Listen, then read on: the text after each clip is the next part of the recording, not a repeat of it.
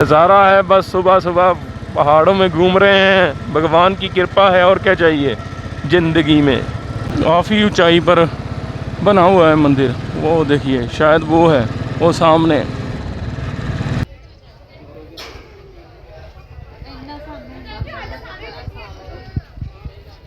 ज्योना मोड़ का भी कहते हैं कोई इतिहास है। और कोई डाकू था, ऐसा बुजुर्गों से हमने सुना हुआ है।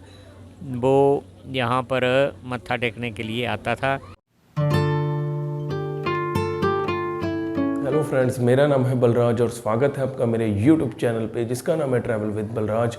और जी क्या हाल है आपके? अच्छे हो, बढ़िया हो, खुश हो ना? अगर आप खुश हैं तो हम भी खुश हैं। मैं हूं जी अमृतसर पंजाब से और अभी मैं हूं हिमाचल प्रदेश के चामुंडा मंदिर के पास। कल मैंने आपको कांगड़ा मंदिर और चामुंडा मंदिर के दर्शन करवाए थे। तीसरा और चौथा मंदिर था ट्रिप का, और आज आपको मैं करवाऊँगा 5वें मंदिर के दर्शन। पहले दिन मैंने आपको चिंतपूर्णी माता जी के दर्शन करवाए थे, दूसरे दिन ज्वाला माता के दर्शन, तीसरे दिन मैंने कांगड़ा माता और चामुंडा माता के दर्शन करवाए हैं, और आज 5वें मंदिर के दर्शन जो कि नैना देवी है, माता नैना देवी का मंदिर।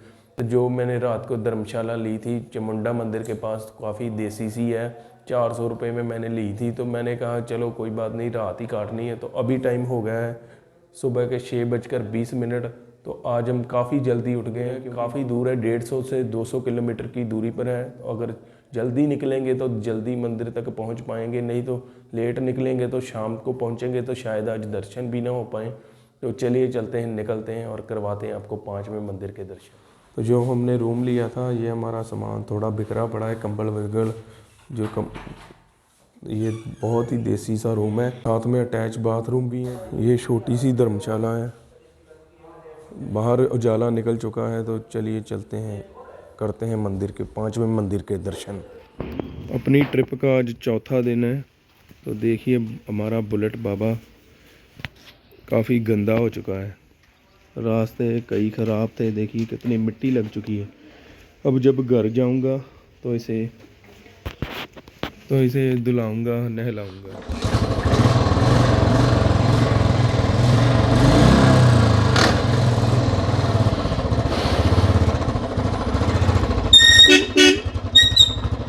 तो चलिए अभी निकलते हैं। वो सामने है चामुंडा माता जी, जय माता दी। माता को यहीं से करते हैं प्रणाम।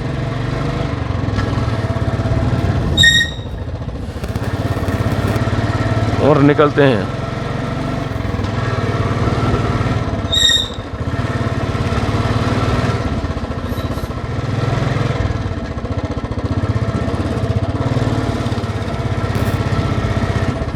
अभी काफ़ी लंबा है, तो सुबह सुबह अभी धूप कुछ नहीं है। अभी हमें पहले जाना है ज्वाला जी, जो यहाँ से 60 किलोमीटर है,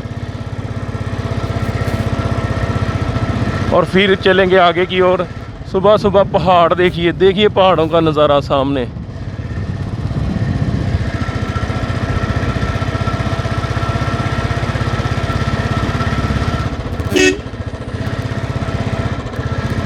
नज़ारा है, बस सुबह सुबह पहाड़ों में घूम रहे हैं। भगवान की कृपा है और क्या चाहिए ज़िंदगी में। अभी बाइक में भी भरवाएंगे पेट्रोल। मेरी बाइक की बहुत ही अच्छी वो है, एवरेज है। मैंने जब अमृतसर से आया था, 2-3 दिन हो गए ऐसे ही घूम रहा हूँ। पहले मैंने 1000 रुपये का सिर्फ पेट्रोल डलवाया। पहले मैंने अमृतसर में 500 का डलवाया था, फिर हिमाचल आकर 500 का डलवाया, उसके बाद में ऐसा ही चल रहा है। तो अब आज डलवाएंगे क्योंकि जर्नी थोड़ी लंबी है। ज्वाला जी जाना है, ज्वाला जी, फिर राइट।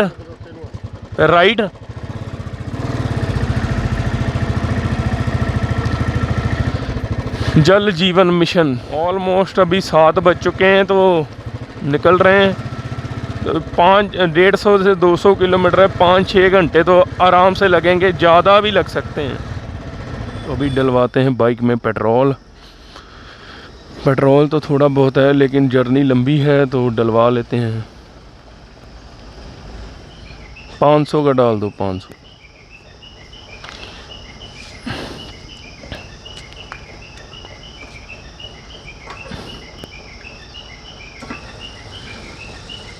यहाँ पेट्रोल है 96.13। ऑलमोस्ट 96 रुपये। चलिए डल गया पेट्रोल। जवाला जी हाँ ज्वाला जी जाने की जरूरत नहीं। तो आपने जाना वहाँ से बनखंडी, बनखंडी से अपना देहरा से निकलना अपने भैया गरली प्रागपुर, सीधे आप जाओगे फिर अम्ब नहरियाँ ऊपर, फिर ऊना के बाद नंगल के बाद नैना देवी। यहाँ से कितना है?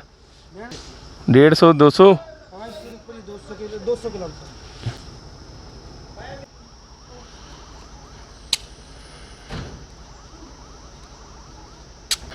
500 का पेट्रोल।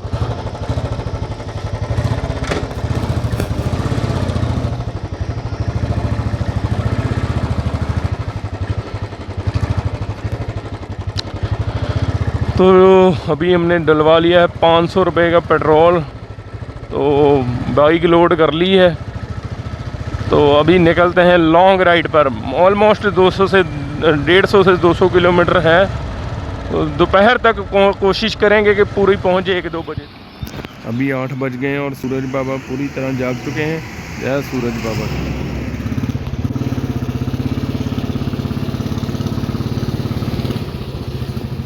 ये नीचे है माँ बगलामुखी मंदिर।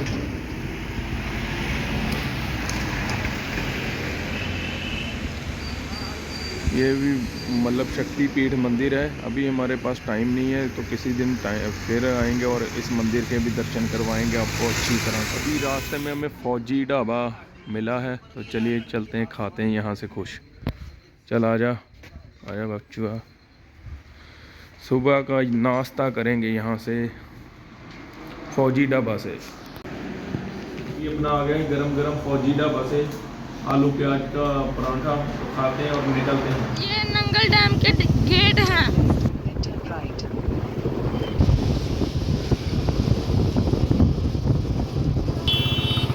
नंगल डैम।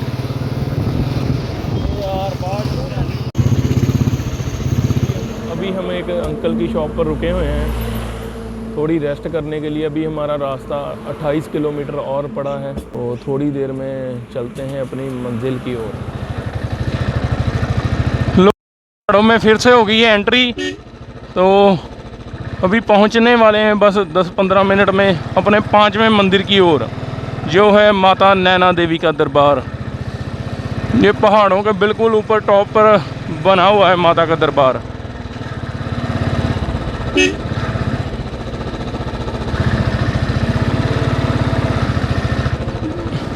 काफ़ी ऊंचाई पर बना हुआ है मंदिर। वो देखिए, शायद वो है वो सामने।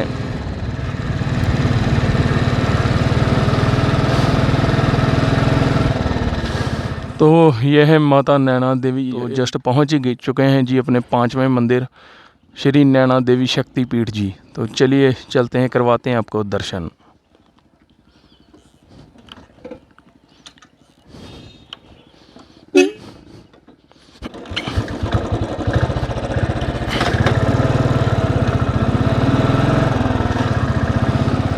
फाइनली पहुंच गए हैं माता के दरबार पे और बाइक लगा दी है पार्किंग में। अभी चलिए चलते हैं। तो अभी मैं पहुंच गया हूं माता नैना देवी के दरबार में। मैं तो यहां बाइक से पहुंचा हूं। आप यहां बाय बस भी पहुंच सकते हैं, बाय टैक्सी भी पहुंच सकते हैं और बाय रोप भी आप आ सकते हैं। अगर आपके पास पर्सनल बाइक या गाड़ी है तो उससे तो आप आ ही सकते हैं। तो चलिए चलते हैं, करवाते हैं आपको 5वें मंदिर के दर्शन, माता नैना देवी के दरबार के दर्शन। मंदिर के आसपास आपको काफ़ी दुकानें खाने पीने वाली और मिल जाएंगी।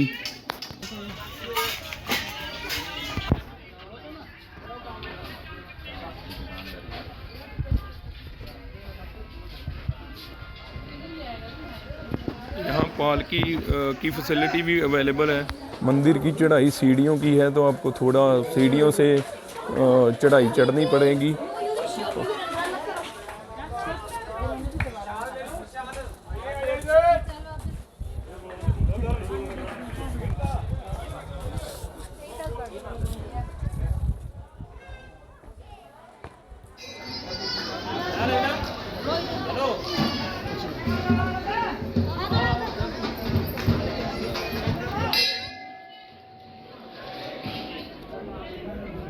अभी कल से नवरात्रे हैं तो मंदिर की काफ़ी सजावट हो रही है।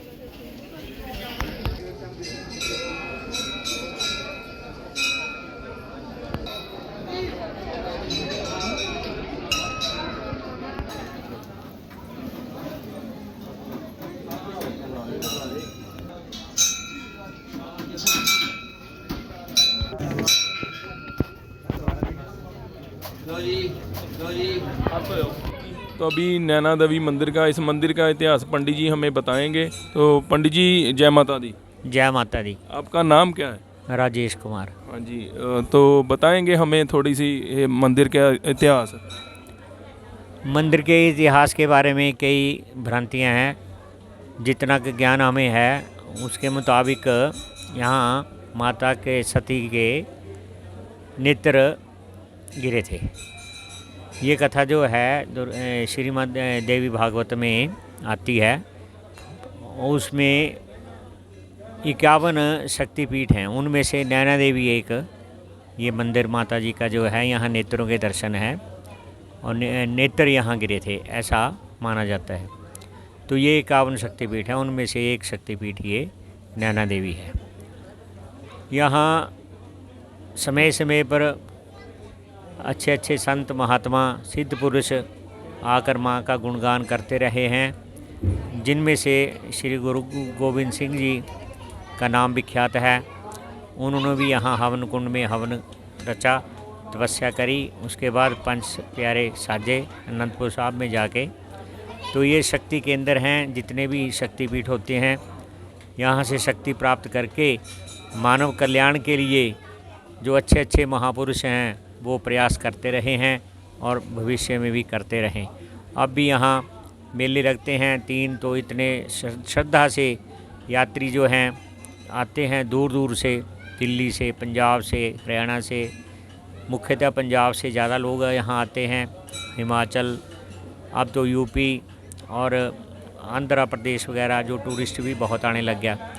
तो क्योंकि श्रद्धा का केंद्र है, इसलिए अपनी श्रद्धा को पूरा करने के लिए, दर्शन करने के लिए, माँ से अपनी मुरादें मांगने के लिए और अपना जीवन सफल करने के लिए लोग प्रार्थना करने के लिए यहाँ पर आते रहते हैं। तो ये हवन कुंड है, इसके बारे में कुछ मतलब कहते हैं कि मतलब जो बताना। हाँ, इसमें जितनी भी सामग्री डाली जाती है हवन करके, वो सारी इसके बीच में समा जाती है। ये आजकल भी, अभी तक भी ऐसा चमत्कार है। ये जितनी भी विभूति है इसकी, ये माथे में लगा ले, कोई थोड़ी घर में ले जाते हैं, कोई अपनी निशानी के लिए, कोई अपने बच्चों को लगाने के लिए। बाकी सारी विभूति जो है यहीं पर समाप्त हो जाती है। ये सारा हवन यहीं पर हो जाता है। जैसे हम घर में हवन करते हैं तो वो हमें विसर्जित करना पड़ता है, यहाँ ऐसा नहीं है। ये यहाँ इस जगह की विशेषता है। और यहाँ पर कभी कभी ज्वाला माता के दर्शन भी होते हैं, पर जो ज्योति आती है, जैसे वो ज्योति जो है नीले से रंग की होती है, थोड़ा नीला, और जैसे अग्नि का रंग होता है, तो वो हाथ पे आ जाएगी आपके। अब तो काफ़ी कुछ बदल गया। पहले ऊपर काली मंदिर के पीछे के जो स्थान था, वहाँ पर जो त्रिशूल है, वहाँ पर दर्शन होते थे। अब कई बार दर्शन नहीं भी होते हैं, आती ज़रूर है। ज्योणा मोड़ का भी कहते हैं कोई इतिहास है? और कोई डाकू था, ऐसा बुज़ुर्गों से हमने सुना हुआ है। वो यहाँ पर मत्था टेकने के लिए आता था और छत्र वगैरह चढ़ाता होगा। बाकी ऐसा उसके बारे में भी किंवदंती फैल गई कि वो यहाँ पर समाध बनी। समाध कोई नहीं है यहाँ पर। उसकी छलांग लगाई थी वो फिल्मों में जैसे बता देते हैं एग्जैगरेट करके, लेकिन ये ज़रूर है कि वो भक्त था। ज्योणा मोड़ पिंड है अभी तक भी पंजाब में, वहाँ से भी लोग आते हैं, तो वो माता जी को मानता था।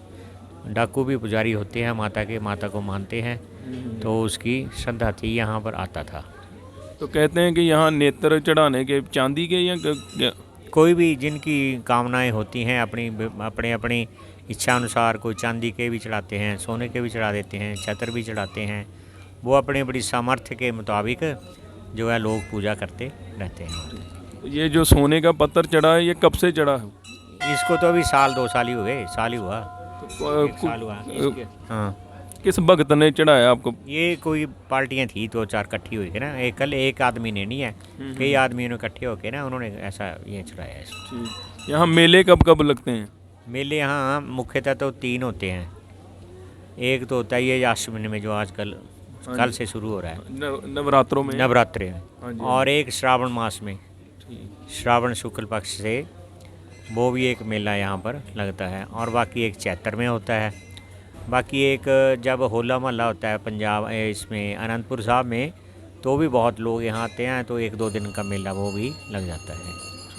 श्रद्धालु लोग जो हैं, सिख लोग भी बहुत माता के मानते हैं, तो इस तरह से। चलो धन्यवाद पंडित जी, आपने बहुत अच्छी हमें मतलब जानकारी दी, मंदिर के बारे में इतिहास बताया।